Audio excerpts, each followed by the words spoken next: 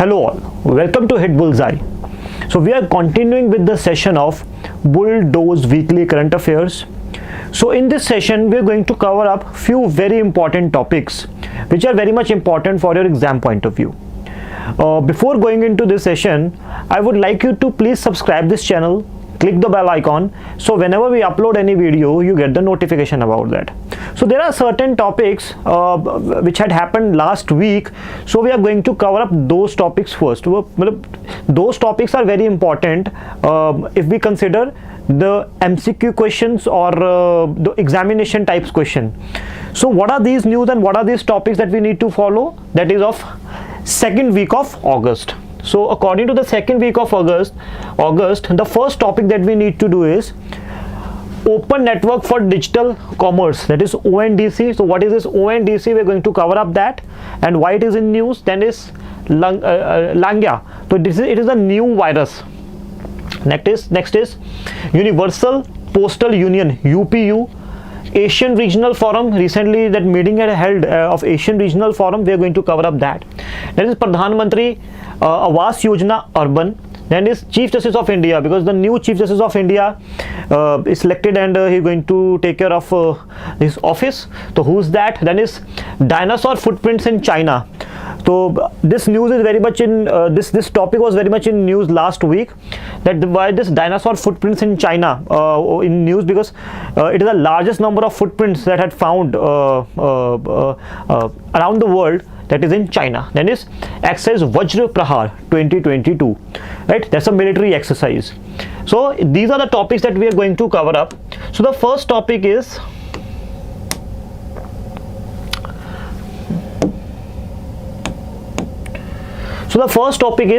Open Network for Digital Commerce, ONDC. So this open digital commerce, it is basically the basic purpose of this platform is to aim at promoting open networks for all aspects of exchange of goods and services over digital and electronic networks. So open networks basically here means what? Like for example, open Wi-Fi. Whenever we go to any railway station or a bus stand, so there should be an open network, so that because this concept was already there in Western countries, that's in Europe and basically America, North America. So in those countries there's also already this concept that there's an open network concept. So whenever you switch on your Wi-Fi, so it will automatically connect with the Wi-Fi around that area. So ultimately it will reduce the cost. It will increase the access of data, right? It will increase the access of internet with a very low or minimum cost to everyone. It will further increase the digital governance, e-commerce and mobile banking, mobile internet and everything. It will going to improve that. So in India, US firm Microsoft, we all know about the Microsoft. The founder of Microsoft is Bill Gates, right? Microsoft, so it has become the first big tech company to join Open Network Digital Commerce, a Government of India backed project. So the Government of India is now focusing, that is to create an open network. For that Microsoft is selected for that. Whenever you visited any railway station, especially railway stations, you will find that open network. The open network was already there, but it was with the collaboration of Google, right? But now this again the government needs to widen that scope, and government wants to expand this scope. So that's why Microsoft came into into play. So it assigned the Quality Council of India. It is assigned by the Quality Council of India, the 9-member of council, that is to design and accelerate the adoption, and aims to digitize entire commerce value chain, standardize operation, optimize and logistics, right? That is everything they will going to contribute in that, right? To operate, to take care of admin activities, to take care of operational activities, to take care of logistical activities. So they are going to focus on that. So the only purpose is to create a open network system. So this is about the ONDC. Next news is again since last week, so this new virus, Langya virus, it is very much in news. So this is a new type of Hanipa virus. right? The viruses which spread due to because of animals, from animals, when it spread to humans, those kind of viruses are called as zoonotic viruses, right? So those kind of viruses are called as zoonotic viruses. You may say that COVID-19 is also zoonotic virus, but we don't have that that record or that proof that COVID-19 is a zoonotic virus. But otherwise, there are a lot of viruses who are zoonotic viruses. You may have heard about Nipah, Ebola, right? These are the example of zoonotic. Rabies. So China has confirmed that the new kind of virus that has been detected, that is Langa virus, it is very much, why these viruses are very much common in China, because in their food culture, they eat those animals which are not in the food chain. So whenever we used to consume those animals which are not in our food chain, ultimately virus, there may chance that virus mutate. There's a million in a one chance that virus mutate, and when the virus mutates and enters into the human body, so it will ultimately affect the immune system, it will ultimately affect the human, and the chain reaction starts. So in this same case, the Langa virus came into existence. It's a kind of a zoonotic virus, right? It is an Nipah virus or LAYV. So they can cause severe illness, they can cause nausea, they can cause body aches and all, right? So it is now human. Initially it was Nipah virus was first time it was detected in horses, right? From infected tissues or blood vessels and all. So but now it is transferred to human beings. There are cases that more than 35 cases has been detected that it is transferred human to human. So this type of Nipah virus that had been identified prior to this included Hendra and Nipah. So this Nipah virus got its name from two viruses, which is called as Hendra virus plus Nipah virus. Like you can say that COVID virus is called as coronavirus now because of that shape of that virus, like crown like structure is around that virus, so that's why it is called as coronavirus. In the same way, this Nipah and Hydra virus, it's again a different, these are the two species of viruses. So these two species of viruses combined, and it formed again a third new species which is called as Nipah virus. So Nipah virus was first time detected in horses, the infected tissues and muscles and blood vessels of that, and then now there are a case that it is now transferred to human beings as well, right? So there are more than 35 cases detected in China. There are more than 35 cases that has been detected in China. And what are the symptoms? There is illness, there is nausea, there is body ache, sore throat. The normal, it is a vomiting or loose motions. It has a common symptoms that is of COVID-19. But if we talk about the spread rate, which is called as R0 value, it is not confirmed yet, but it will take time. More data is needed, but it's a matter of time. Let us see how this virus spreads. What are the conditions leads to the spread of this virus. So it is a matter of time, and it is matter of research. The next news is Universal Postal Union. So this Universal Postal Union, it was formed after signing of a treaty called as Treaty of Bern. Bern is a place in Switzerland.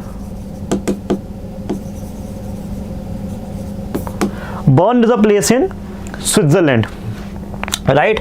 In 1874, by a specialized agency of United Nations, and its headquarters is also present in Bern. So it coordinates the this postal policies around the world, at how this, because postal system is one of the oldest systems in the world, and it connects rural India to urban areas. Because in India, if you say, there are so backward areas, rural areas are there where you will not find any kind of internet connectivity, telephone connectivity, or even the road connectivity, but you will find this post office system there. So that's why post office system is very important around the world, especially the third world countries where the technology didn't reach to their countries, especially in the rural areas of that country yet. So this policy making, this coordination, and to improve the efficiency and to improve the system, so this Universal Postal Union came into existence. And why it was in news? Because our Union Cabinet has approved a ratification and amendment to the Constitution of Universal Postal Union, because the new decisions, new policies came into existence, and our union government has ratified. What do you mean by ratification? When they pass that resolution from their parliament, right? When they pass a resolution from the parliament, it is called as ratification, right? Which is contained in the 11th additional protocol to Constitution, signed the 27th Congress of Universal Postal, which is held at Azerbaijan, a Conte d'Ivoire. It is a country which is called a Conte d'Ivoire. You will find it in the western, or you can say that northwestern Africa. Northwestern side of Africa, you will see like Africa is like this, like this is a, so here this country you will find on Conte d'Ivoire, right? So this is a kind of African map is there. So at this position you will find a Conte d'Ivoire country. So its capital is Azerbaijan. So there that meeting had held. Next one is Asian Regional Forum. So Election Commission of India will be hosting a virtual meet of the Asian Regional Forum. This is an online meet whose theme is making our election inclusive, accessible and participative. Inclusive means that everyone should participate in the election. The one who belongs to the upper strata of the society and another one who belongs to the lower strata of the society. So everyone should participate in those elections. Inclusivity, this participation and accessibility, that everyone should have access to this election. So it held at Nirvachan Sadan on August 11th 2022. And apart from this, there are different forums. There's an Asian forum, there's an African forum, there is a European forum. So these forums, in this Asian Regional Forum, there's a different regions are there, na? So in this regional forum, this meeting had held. So India is hosting this Asian Regional Forum meeting of this election commissions. Next one is Pradhan Mantri Awas Yojana, PMAY, which is called as Pradhan Mantri Awas Yojana. So what is the purpose? It's a flagship scheme of the Narendra Modi government starting from 2014. So where the government focus is to provide housing for all up to 31st December 2024. The government is not going to provide housing free of cost to everyone, but government will provide subsidized loan, right, to middle class, to lower middle income groups and the poor category. So government is going to provide a very subsidized or very low interest rates to the housing, to construction of the house, for the construction of the house. The scheme is one of the major flagship program being implemented by the central government. It's a fully central government scheme.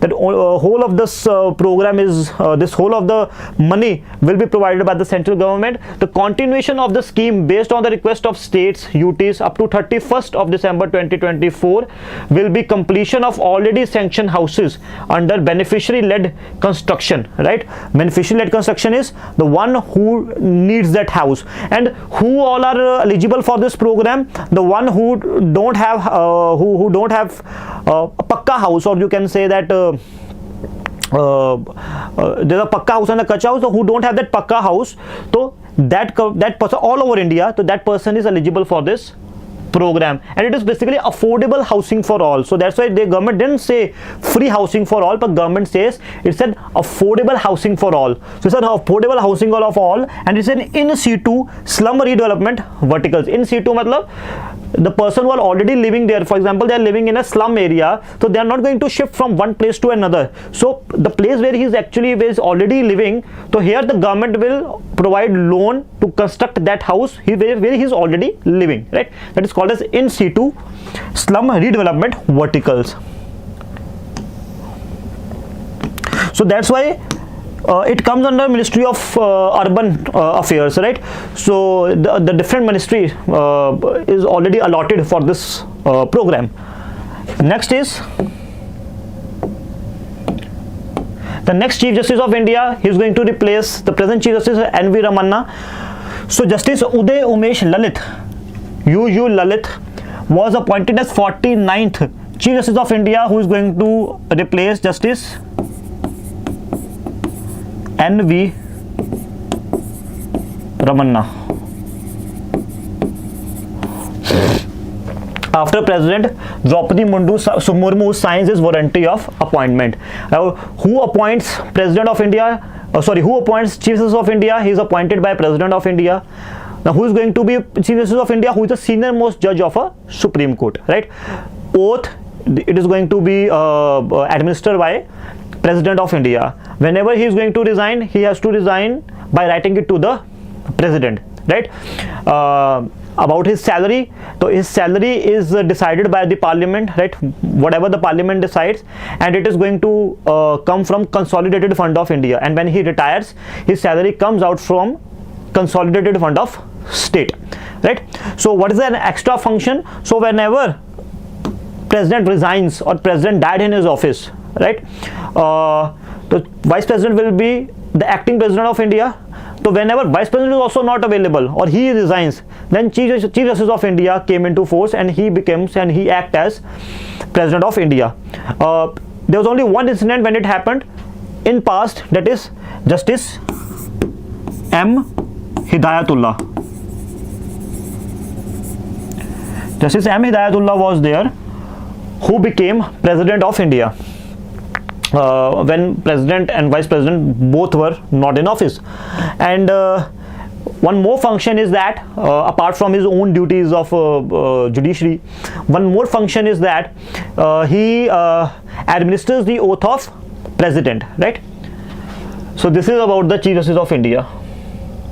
Apart from this, the new appointment in the judges of Supreme Court or in the High Court, the Chief Justice of India plays an important role.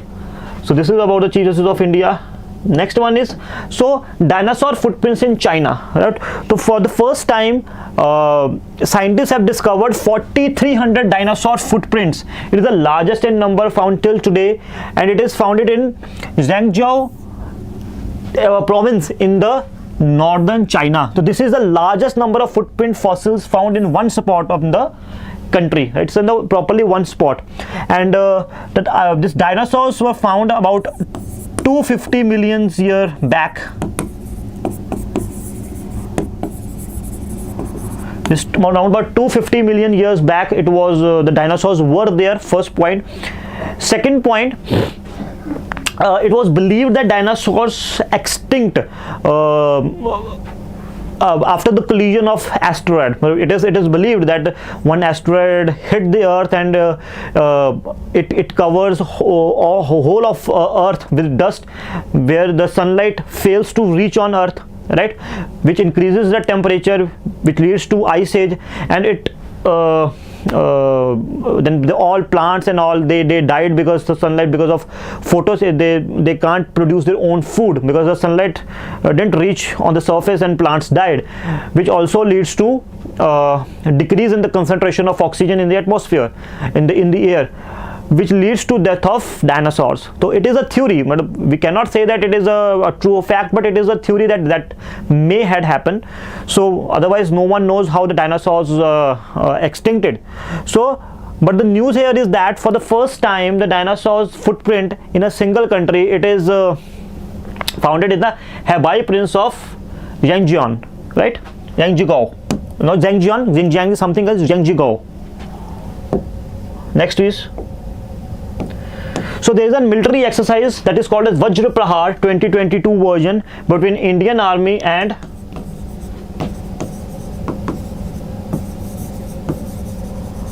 USA, right? Between Indian Army and USA. Now where it is going to be held? It is going to be held at Baklo in Himachal Pradesh. It is again a very important military exercise between India and USA. There is one other important military exercise again with the same USA and India, that is called as Yuddha Abhyas. Yuddha Abhyas is also a military exercise between India and USA, and second military exercise between, or a naval exercise basically between India and USA, is called as Malabar exercise. Malabar exercise is a naval exercise between India and USA, but now by 2020, in 2020, Australia and Japan also became became part of this Malabar exercise in 2016, but now Australia also becomes a permanent member or permanent part of Malabar exercise, right? So this was about this Vajra Prahar. So this was about the second week of August. So I hope that you get something meaningful and something fruitful from this session. So in the end, if you like this session, please click the bell icon, like this video, and subscribe this channel. So we are going to meet same time, same place in the next session. Till then, I'm signing off now. Thank you.